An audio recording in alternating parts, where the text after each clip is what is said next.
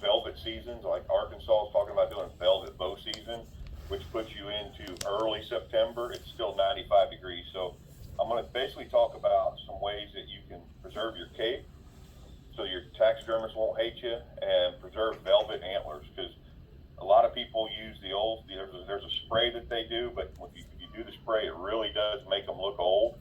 Or there's a solution that you can use with borax and water. They work, but they make them look old. So I'm going to show you some tricks on how to make some of this stuff last a little bit longer. Nice. Share my screen here. Can you guys see my PowerPoint? Nice.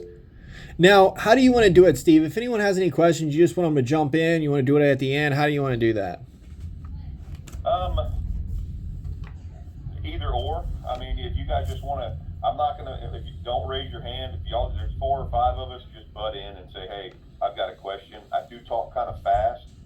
We can go through a lot of this. There's 3 sections, and I can stop in between, and I'll ask if anybody's got questions, or if you got something pressing, just you can try to raise your hand, but I won't be looking at that. So we can go from there. But either way, if you guys want to wait till the end, you can, or you can ask in the middle. So it's interactive, so anything you guys want to do.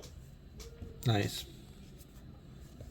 All right, so you guys can see that, yes? Yep, looks good. All right, good deal. So basically, we're going to talk about protecting early season meat, hide, and velvet. One of the things to do when you shoot it, it's not like when it's cold out. Don't let it hang out overnight. And I know you don't want to push it, but you need to get the skin off of it as soon as possible. I had on there skin on quarters. If you've never seen that, you can Google that, like for elk and stuff.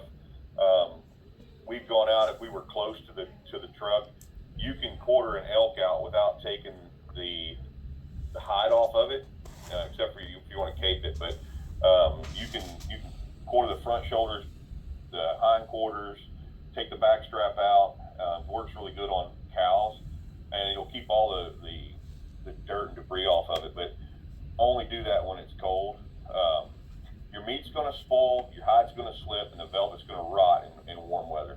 So if you just let it lay there, if you slide it into the back of your pickup and drive around town for a couple hours and you get it hot, it's going to go bad.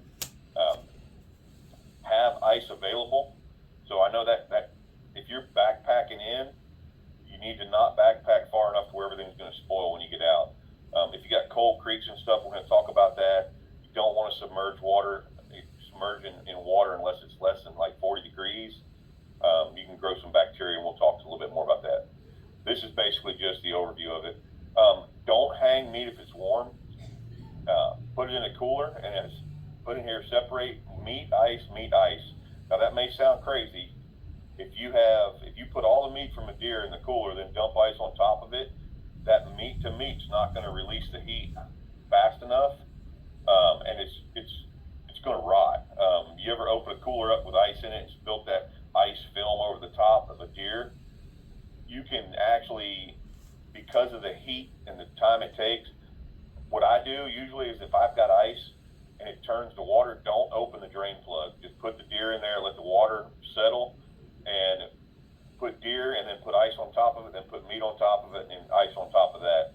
You don't want to pile it all in there because it will go bad. Another thing we do talk about, I don't know if I've got it in here, but is if you open the drain plug on a cooler when it's hot out, where the water drains out and the ice is on top of it, you can let bacteria get in through the drain plug, and it'll rot the meat from the bottom up. I killed an oryx one time and had it in a big Yeti cooler, and we kept putting ice on top of it, and we had the drain open thinking we just let it drain down through, and we opened it up and there was still ice on the top and the meat was rotten.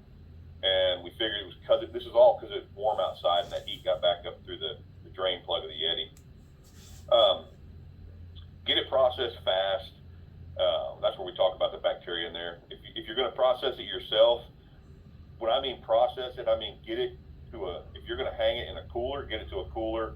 If you're not, if you're going to get it wherever you need to go, the longer, now some some people soak them in water. I always do. I soak them for about a week, but I'll fill it up and I'll let the water stay there and I'll drain it out or I'll hang it in a cooler. This is a huge one, and a lot of people miss this. If you've ever seen how long it takes maggots to grow, it's not very long. Go buy some game bags. The maggots won't get through there for the most part. Fire ants won't get on them. They get on the outside, but it won't get in your meat, so that's a good way to protect it. This is with everything we're going to talk about. Keep it dry and cool. As a taxidermist, if a hide gets wet, it's more likely to slip, because as soon as it hits 85 degrees, bacteria starts growing. Same thing with the meat. If you rinse your meat off, pack the meat dry and let it hang where it can air cool. Don't just stack it somewhere. If we would think that putting it in a cold creek would be good, but if you're out there in the mountains and there's cold water and you need to just start moving meat out, don't put it in the sunlight, obviously, but you can build a stick bridge over top of the small creek and put that on top there, and the air will allow it to go underneath it. But basically, everything you do, you want to keep cool and dry. Okay. Prep and preserve your antler hides. We're going to talk about that. Prepping is good. It's very important, especially when you're caping out. You're caping out and it's cold. You're at the camp or something, and you're taking everything off, and you leave some fat or some meat on there. It's not that big of a deal. When you're a couple of miles back in the woods and you got to pack it out and you want to keep your cape too, you've got to worry about get as much off there as you can, and we'll talk a lot more about that in here. Always keep cool and dry. So here's some. If you're gonna hold on a second. Hold on. Hey, baby.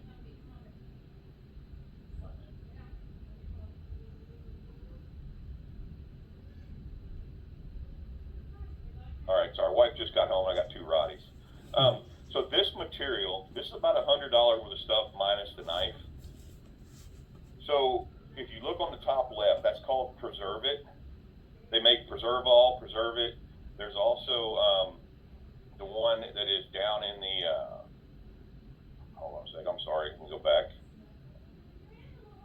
So you have Velvet, I can't read what it is, but it's basically designed for velvet antlers.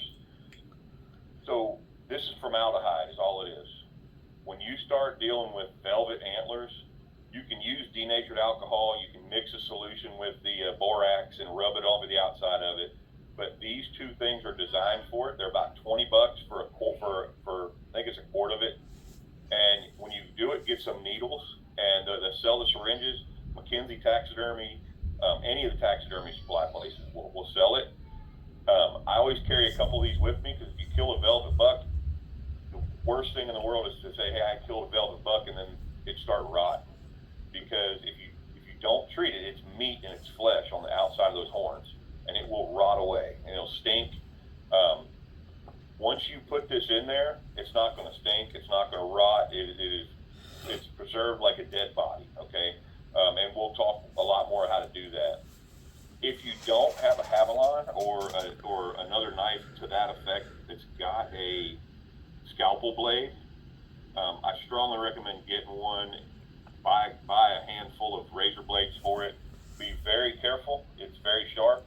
I wouldn't use it to cape out the body of the deer, because you're going to be doing that pretty quick, but you can. But it's super sharp. You can cut the hide, but believe it or not, when you're detailing the face and you get a good Havalon or a good edge knife like that, you can feel everything through it and you can get it off there without tearing, without making a mistake. What you see in the middle is what's called, it's basically for turning ears. What that does is they're a little big to carry in your pack. You can put it in your pickup or something like that, and as soon as you get back, you can turn those ears. But basically, the skin on the back side of the ear, you want to separate that from the cartilage.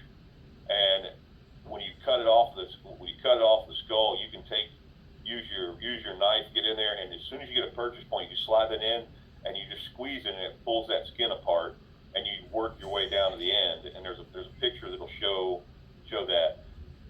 That's important because the ears usually stay wet. We don't ever dry the ears off. so thin, the lips are so thin, the eyes are so thin. That's why if you look at deer that are killed in the summer, a lot of times they'll have a lot of touch up with airbrushing around the eyes because the hair has slipped there. It's very common. And then you should have you can go buy a 50-pound bag of pool salt for $4 at Walmart. Get the non-iodized, fast dissolving, small grain pool salt, just like this one here. That's what we use to pickle with. That's what we use to dry all the animals with. It's cheap, and then for like $4, you get some Multi borax. If you don't bring anything else with you, when you're in the summertime or when it's late summer and you're hunting, these things will save the animal for you. Okay, and we'll go into talking about how we use some of those. So before we get started, what's nice about Servicide is we've got folks that have been doing this a long time, and we have got folks that have been doing this, a week.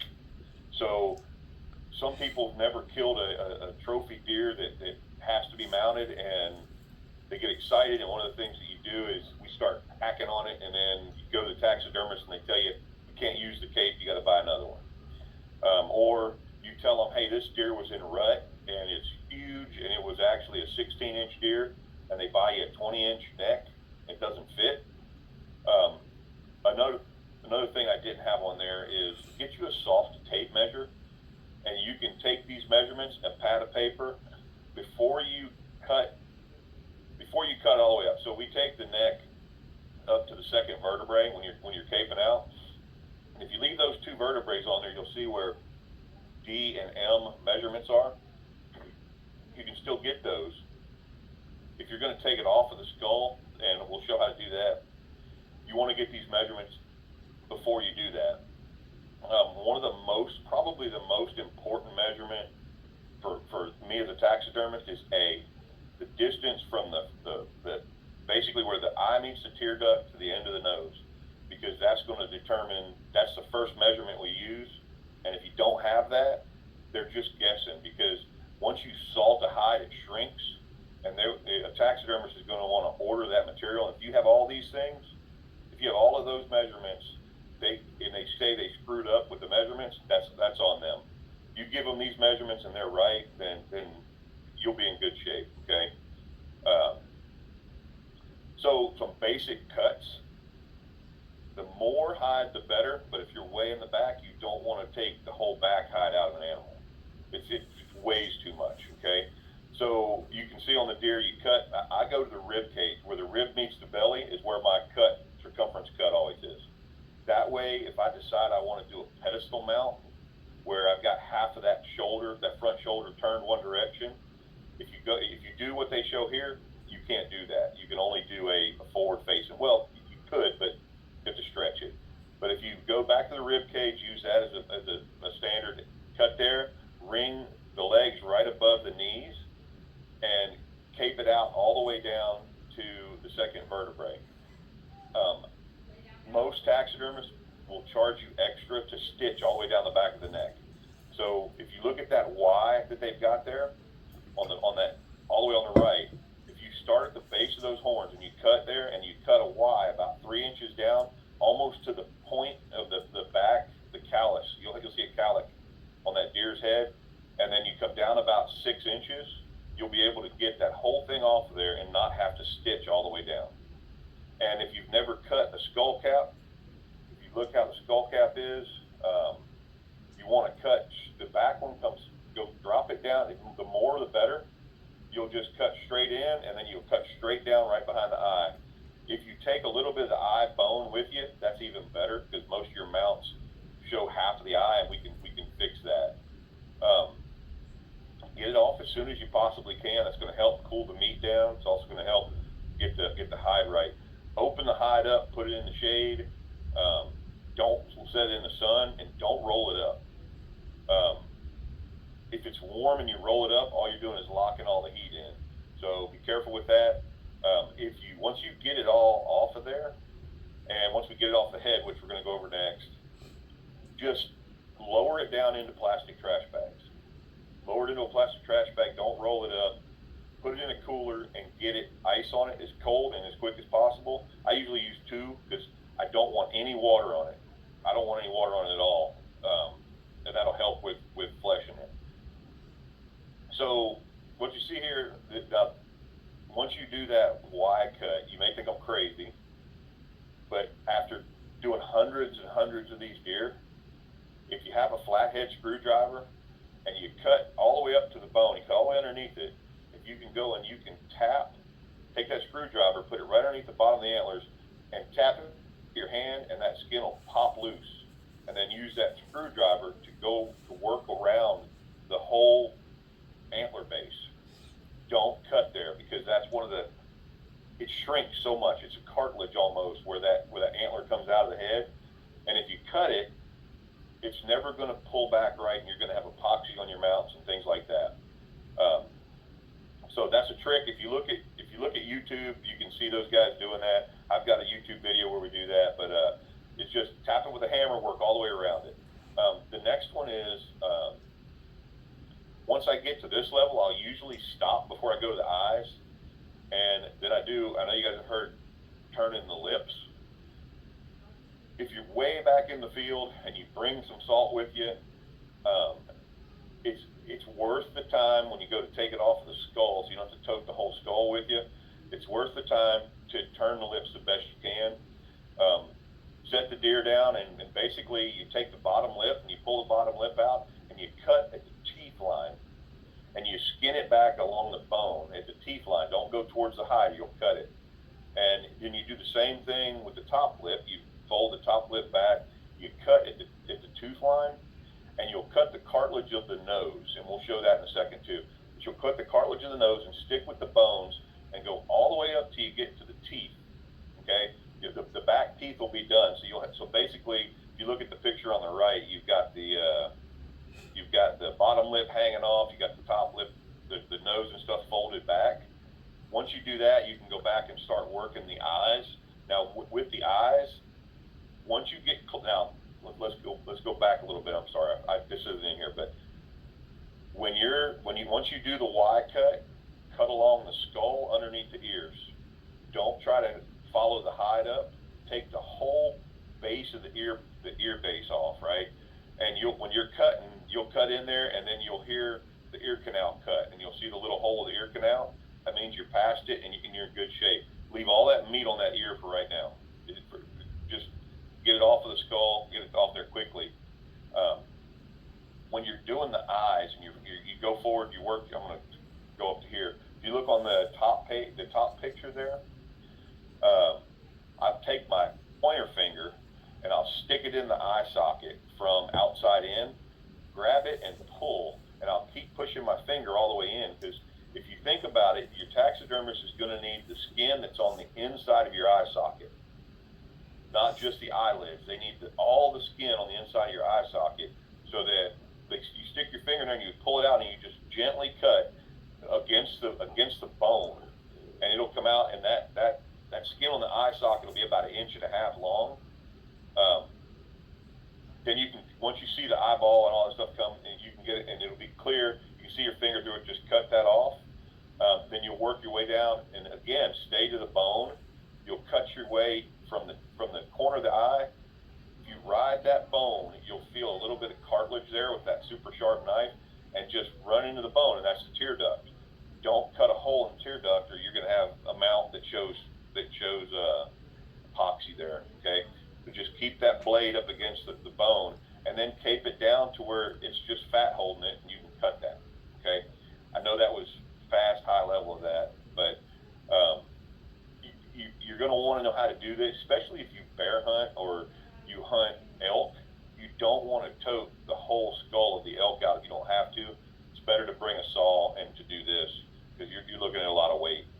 On the lips, we talk about turning the lips. It's the same thing with the eyes, right? You got to remember the skin that is up against the deer's teeth and gums comes off. It stays with the hide, and that's what you're seeing on this bottom left picture.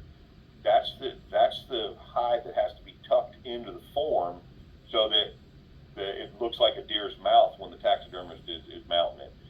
That stuff right there, I'm telling you, it'll slip fast. As soon as you get that, I'm actually using salt a lot of the times. My go-to on this stuff, I use borax. And I use that borax laundry soap because it's actually a preservative and it dries it out. And in the hot, if it's cold, I'll use salt all day long. But if it's hot out, I'll use that borax around the lips to help. It'll dry it off a little bit. It'll help you cut it. And then I'll salt the hell out of it. I'll salt the eyes, the ears. I'll cut the extra meat around that earbud once we get it off. But I'll salt the inside and the outside of this thing because that salt starts locking stuff in there. Borax is a preservative. The only thing with salt, don't roll the face in if it's going to go into your backpack. That's why you'll see a lot of guys, they'll have their case rolled up and the bear head will still be out. That's so that it doesn't get super hot. It's actually cooling it still. So you don't want the ears and the nose and all that rolled into the middle of a hot oven of deer hide. So here's the nose. When you want to talk about splitting the nose, it's actually, you'll look at it, it looks pretty daunting, but if you take that Havilon knife and you stick your fingers, just like she's holding those fingers there, and that middle finger is going to be right where that razor blade is going to eventually come to, and you see that white line down the middle of the nose, that's the septum. If you just start with that razor blade, you can cut down through there and cut a little bit at a time, and you will, once you get to the point where you start feeling your finger on the backside, just go gently, and once that cartilage splits, you'll see it split into two pieces. Once it does that, I packed it with salt and go from there, okay? That's pretty basic stuff on that, but that's super important to get a good mount. It's a little bit more about turning the ears. If you don't want to turn the ears in the field, keep them dry. Keep them very, very dry, and get as much salt on the inside. Pack the inside of the ears, pack the outside. Some people say, are you supposed to salt it? Don't ever use salt. If a taxidermist, I love you if you use salt, okay? It makes a mess, but for me, in the hot weather, it does work. So I did put that in there. Salt pulls out moisture, okay? If you close it up in a cooler, if you're close to camp, your cooler, salt it and get it there. But one of the crazy pieces about it is, you think about salt pulls out moisture, and moisture attracts bacteria. If it's moisture coming out and it's hot and it just sits there, happened to me last year on my bear rug. The tips of the ears, just from sitting outside for 2 hours while I was fleshing it, I didn't have enough salt on it, and the tips of my bear ears, they came out. I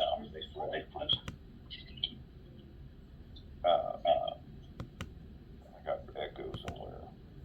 There we go. If you only use borax, the area is going to start to be preserved. So borax is some pretty cool stuff. If you've never used it, you can, anything that's light skin, like if you use it, if you take a bobcat, you salt it, you flesh it, you put borax on it, that's all I use is borax. You better be ready to put it on whatever it's going on, because it's going to suck it up tight because it takes all the moisture out. But borax is a great preservative for light skin, small skinned animals. So when you're fleshing, once you get back to your camp, the more meat you get off of there, especially if it got warm, flesh it off the inside. It'll look like white paper. That's where that Mule Team borax comes in. You take it and you set it out and you just cover the whole thing with Mule Team borax. You can flesh it out the best you can, get as much meat and stuff off of there. Salt the hell out of it. Put it hair side out, and if you've got a cooler that's ready to go in and it's cooled off, roll it up tight. I fold the ears in with the salt on the nose, roll them up, and it makes a little ball. Put them in 2 plastic trash bags and set them in ice. Okay, putting them in that, and that's once it's cooled, right? So we don't want to roll it up when it's still warm, or it'll rot. But these 2 things are must. I carry a couple of snack-sized bags of pool salt and borax with me anytime I go out in the woods for hunting when it's warm, just for that reason. So, any questions on the hide prep? I know we went through it fast. bro. It's all good. I just joined. Sorry. That's okay. Well, it's pretty simple. This is the part that I think is what's going to help all your velvet hunters out. You got to have the needles, and you can get 28 gauge needles, 20 gauge needles. So you can, as soon as you get the hide off the animal, no, sorry. So as soon as you get the hide off the head, you can start treating the antlers. Remember, you set them in the sun, they're going to start to rot. And once they start to rot, that's just the way it is. And when they start to rot, that's when they're going to split and they're going to peel. So what you could do is take that needle, get your formaldehyde or your Preserve-All, or if you don't have any of that and you have denatured alcohol, that'll work as well. But this stuff works really good. What I do is on every tine, I'll take that needle and the syringe and I'll poke a hole in the end of every tine. And the bone is still soft in there, so it's kind of weird. It's not. It's until the day they start to chemically change and start shedding, it's pretty soft in there, and you can actually stick the needle into it. But stick the needle in there and just punch the end of each of the tines with one hole, okay?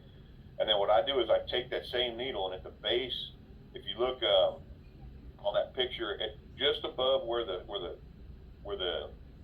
flange of the antler meets the bone, come up about a ½ inch and take and poke holes every ¼ inch all the way around there. Just poke them into the bone. All you're doing is popping the blood vessels that are in there. And so if you look at any of your deer, every groove and every little knob and everything there used to hold meat. Every groove that you see in an antler had a vein in it. So that's how it got blood to the end of it. That's what you want to get the formaldehyde in. If you just go and start shooting it everywhere, you're going to split the velvet.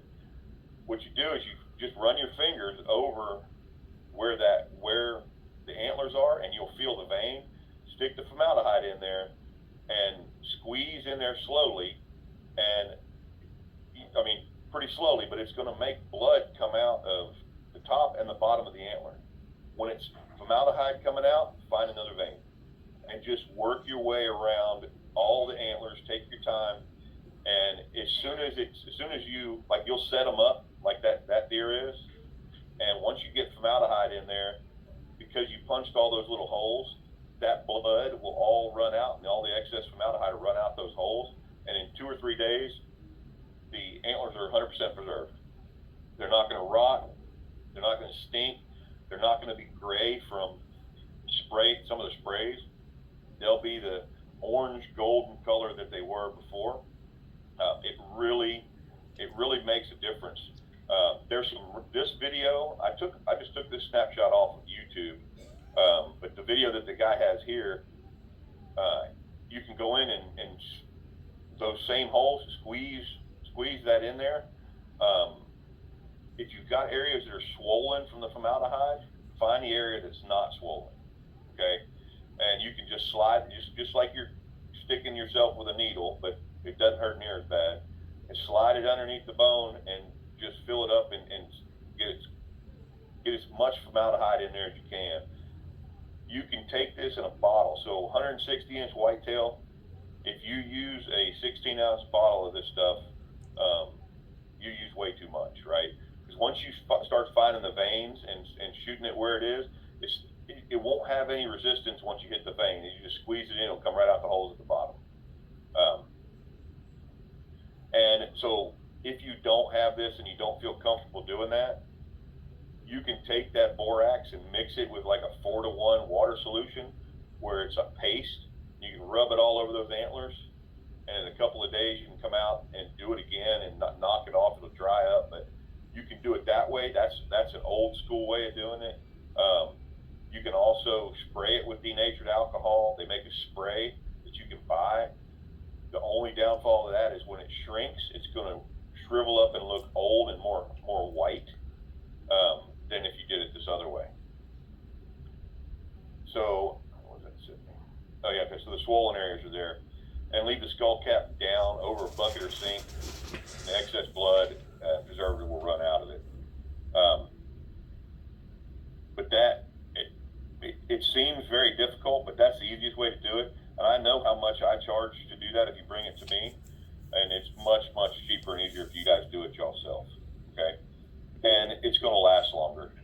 Because so if you don't have any of that stuff, and you get back to your truck with velvet antlers, take a trash bag, put a trash bag on the front seat, or have somebody hold it, put it over top of the antlers, and hook an air conditioner vent to that trash bag, and keep them as cold as possible. Because it's just like any other meat. Once it gets below like 80, I think it's 86 degrees, and then it warms back up to 86 degrees, that's when bacteria is going to grow. Or if it's sitting in water, bacteria will grow. So, guys, that's all I had. I just wanted to offer this to folks. If you're going to hunt in the heat, then here's some tricks that we use to make sure that everything's preserved. Any comments? Anybody do anything different than this? Because I'd like to add that to my bank. Jealous that you get a velvet season. We don't get that in Georgia, so I'm looking at maybe going to Tennessee or the one in Ohio.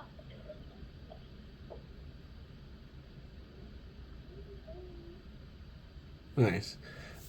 I do pretty much a lot of the same stuff you do there, Steve. I grew up using the 20 mule team borax. My grandpa and great grandpa used that, and then the ice. I call it ice shelves, but when I separate all my meat with layers of ice, and then I cool it off, and I don't leave my drain plug open. I'm pretty anal about it. I do mine because I'm obviously in Florida. It's 80 to 100 degrees 10 out of the 12 months of the year. We get 2 months where it's usually cooler, like 70s and 80s, but primarily your meat's going to spoil. So I do the ice thing too. I do a thin layer of ice, an inch or so thick, and then I put the meat and I pat it dry, obviously, and I leave a ton of silver skin on and fat and junk, to be honest with you, everything but hair and dirt. I leave as much on in it as I can. A lot of it's hogs. The deer don't have as much fat, but I do the same thing with the layer and our meat, and then we leave it in a cooler for a week. So with the meat, it usually works the best that way. And then I immediately work it up within a week. So that's when I grind everything. And I've seen people that freeze it and then unfreeze it and then freeze it again. I don't do that. I like to dry, clean, dry, work it up, freeze it, then thaw it and eat it within 3 to 5 days. 5's kind of pushing it, but within 3 or so days. And that's usually been the best. I mean, our kid eats it, wife eats it. They didn't grow up obviously eating, well, he is now, but she didn't grow up eating wild game, so she'll be more susceptible to bacteria and getting sick and things. And then obviously it's always hot. So I have to, when we kill pigs, that's a big reason why we don't kill them in the summer, is just because you can. But most people just throw them in a hole at that point, and we eat them, so there's no way I'm going to do that. I'm just going to wait the 2 months, just because there is so much more bacteria, and then you do run the risk of it spoiling. Because, I mean, it's literally, by the time you skin one up, you're hitting the mark with time.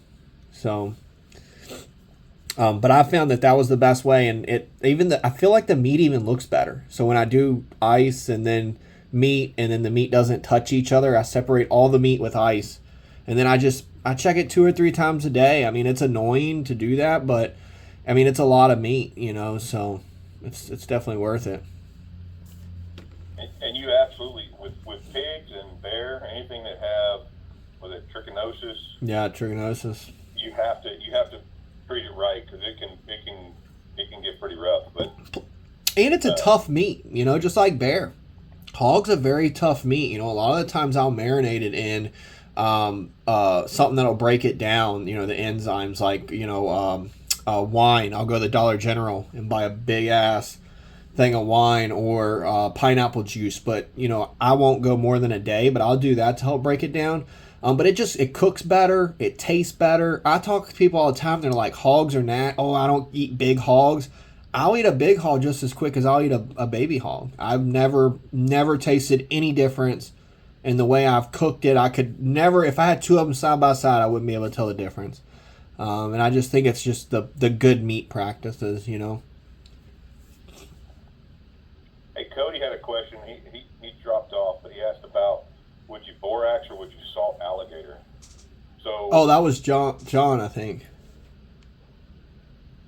Was it? I would Yeah. salt the hell out of the alligator, especially if you're going to mount it, right? I mean, if you're gonna have it mounted, because if you ever see an alligator hide slip, it does the same thing, but it loses that top skin and the color off of it, and everything's hot. If there's alligators, it's hot, right? I mean, it's going to be warm, but you get it off of them, and so alligators are really that's probably the most difficult animal in the world to mount, to do a taxidermy on, because you got to get it down so thin, and you got to take so much of that fatty cartilage layer off of it. But the other thing is on the head. Why a lot of people they freeze dry the heads now, because every single pit on that alligator has to be taken off the right way. It's very, very difficult. So if you ever go alligator hunting and you freak out because the guy tells you it's $2,500 for an alligator mount, it's because he doesn't want to do it because it's a pain in the ass. Yeah, that's why I go with the European skull. Can never go wrong. Yeah. Yeah. Like every alligator hunt I've done, they're like, "You want to keep the head?" I'm like, "Nah, bro, you good." Yeah, I'll do the skull, and if I get crazy, I'll dip it. Yeah. Hey, there's another cool thing, like we talk about borax. For turkey hunters, a lot of turkey hunters do this. Once you get it home and you get the bird, it's full of fleas and all that other stuff, you put borax on that thing, the fleas will all jump off. So don't do that in your workshop, because every mite and flea will end up on your floor if you put borax on it. Another trick for turkey, if you're going to mount the whole thing, that's all you use is borax, but it'll pull that fat out. If you ever, like, even if you do a full back, if you take the back mount and then the tail, if you put a half a cup of mineral spirits in a 5-gallon bucket of water, when you rinse that thing off, you won't have to sit there for 3 hours with a blow dryer blowing it off to get the feathers to fluff back up. You can shake it, and that mineral spirits will get the water off them feathers. Now, they smell funny a little bit, but that helps. There's a lot of cool tricks. Another one is anything that comes to me when I was doing anything that would come in before November when it was cold, I'd have a 5-gallon bucket of flea and tick dip, and that deer, I'd dunk the whole thing in that flea and tick dip, pull it out, and I'd rinse it off, and then I'd dunk it in like 50 to 1 salt water. It's almost, you can't even see through it, like milk. Dunk it in 50 to 1 salt water, and instantly I start preserving everything. I take it off, and taxidermist, if you do all the selection yourself, you can get them back in no time. Both of those deer that are above me were on the wall 4 days after I killed them. I had to take them back down and airbrush them, but I can show you how to pickle the hides and all that stuff. It's very simple. It's all about fleshing and a little bit of time and effort. But those are both wet tans, and you can wet tan an animal, and you flesh it in 1 day, 3 days in a pickle. The 4th day you got a tan on it. The 5th day you mount it's on the wall, right? So those are some tricks. The reason it takes 12 months to get back is because we got smart. We keep everything raw. We cut it off just like I showed you. You roll it up, you stick it in a deep freezer, and you send 50 of them to a tannery and let them deal with it. Then they send them back to you dry. That's why it takes so long to get stuff back. But yeah, that borax works. It works good, and if you're fleshing your hide, it dries everything up, so you're not running your blade across slime. You're running your blade across something that'll actually bite. Now, I've never tried borax, John, on an alligator, but I imagine it would do the same thing. But the borax, the only downfall is it dries it out quick, and it'll shrink everything up. And the alligator, man, if it got tough, it would be hard. It'd be hard to rehydrate it. So I would probably stick with salting it. Yeah. Let it good and salt it and dry it. You can leave it just like that. I mean, the salt will preserve it. Yeah. Interesting. That's what I was looking at with alligator season and all that, but also I'm in such a race because the minute I put that alligator in the boat, I am in a race to keep it covered and keep it watered down because the minute it starts to dry, it will peel already. Yep. Yeah, we have that issue with our hogs. The same, it's quick, man. There ain't much lollygagging. I tell you what, ain't much doing it for the gram. We eat it. So if it's something crazy, we're trying to hurry up. Everyone that's came down here and killed a hog, I'm rushing them. I'm like, cool, let's get our picture. Let's hurry up. And they're like, what's going on? And I'm like, we'll play after the meat's on the ice. Then we can crack our beer and all that. But we got to hurry up because it's good meat. Especially nowadays where, gosh, if it won't be too long for you won't even be able to buy real meat at the store. Now, that's why I was looking at it, and I did a price comparison, because when I went to Germany, just to visit my son, the price of meat was leaps and bounds cheaper than it was for us here in Louisiana.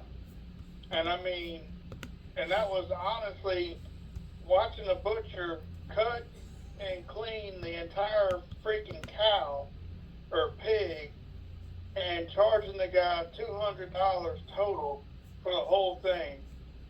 And then you come here in Louisiana and it's like, $1,200 for the cow. I was like, So I know how we can preserve it, but how do you cook it, John? How do you cook the alligator? I know you cook alligator. oh, I cook yeah. So I cook alligator in many, many, many different forms. I do a alligator ravioli, where I stuff the ravioli with the alligator and some different cheeses, kind of like it would be regular spaghetti, and then I make sauce pecans, I fry it. I feel like bubble gum when it comes to alligator. I name so much of it that I do with it, it's unreal. Nice. That's a good problem to have. Yeah, I'll hit you up when I get mine. I got a couple gator hunts coming up, so I'll let you know if we do any good.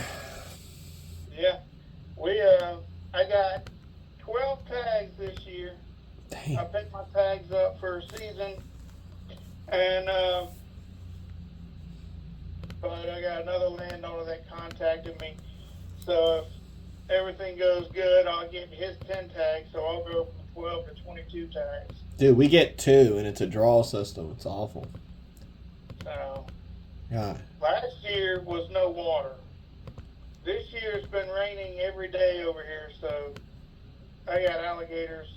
We went scouting the other day, and one was biting and snapping the blade of the bulldozer that was beside us. So they're ready for season. They're chomping at the bit for me. Nice. Well, hey guys, that's all I have. I appreciate y'all. For all of y'all that get to go to Idaho, safe travels. I hope you catch poison ivy. So, if anyone's still on here, Ryan, Matt, Sarah, Paul, we have another meetup. If y'all are available, this one's gonna be Friday. It's gonna be with Grant, so he's gonna be doing it on. Hang on, I'll tell you. I think it's food and foraging. But Grant's gonna be doing that. Let me just make sure real quick while I got y'all. But if you're available Friday, it's gonna be 7 o'clock Eastern time, and it's going to be Fridays doing foraging and food plot prep. So Grant is in the Ohio, the Great Lakes region, so he's got Wisconsin, Michigan, Indiana, Illinois, Ohio, and I think that's it. So feel free to jump on that Friday. And this recording, I recorded it all, so I really appreciate it, Steve. It's a really good one. I'm going to put this in the Hunt Lab, and then I'll make a post tomorrow. So if you need to go back, take notes, maybe use it to, I know I'm going to be using the video when I, hopefully when I drop me a good buck this year, and I want to, I'm not super experienced with skinning around it. Growing up, we always did European mounts, and I got really good at doing that, but never really did a ton with mounts. A little bit here and there with waterfowl and some bobcats and things like that. But and hogs, but definitely interested in doing that. So, feel free to take that recording, walk through it. That's how I like to do things, kind of walk through it step by step. And we'll also take the PowerPoint and we'll put it on there too. So if you want to kind of mix and match it to make it your own. But Friday, like I said, if you're coming to Idaho, I don't think anyone on here, it's just me. So I'm leaving tomorrow. So I'll check that out. If y'all are on the socials, check it out and I'll let y'all know how it goes. Sweet. All right, Steve, I appreciate it. I'll catch you on the next one. Anytime. Take care, guys. All right, Steve, I'll hit you up later. Bye, everybody. Bye.